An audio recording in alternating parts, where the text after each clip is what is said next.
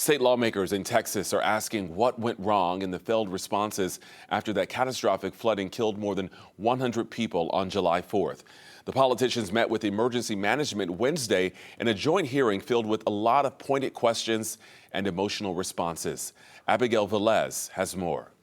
We as a state are better than that, and we can do better.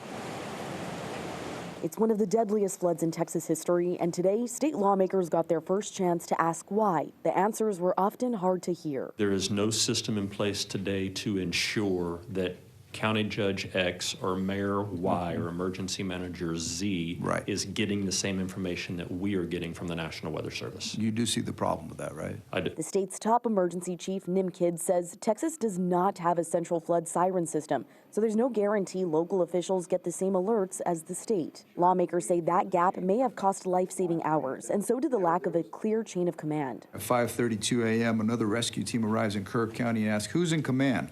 The dispatcher team says they don't have an incident command. Can you advise who's running command?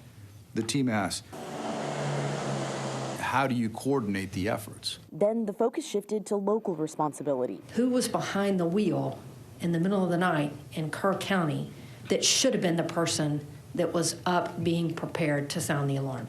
I cannot answer that. The Upper Guadalupe River Authority manages the river which flooded Kerrville and has played a role in flood planning for decades. I think anybody would have done anything in their power to prevent the devastation if it had been predicted.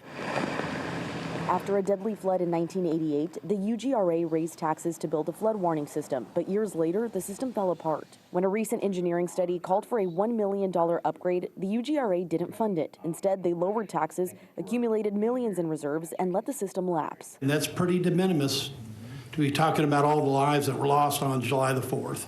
I understand. One current UGRA board member, Dick Eastland, was also a camp owner. He died in this month's floods in Kerr County. The Houston Chronicle reports his board voted to reject a state grant just 2 years ago, a grant that could have helped fund the upgrade. This decision is just pathetic.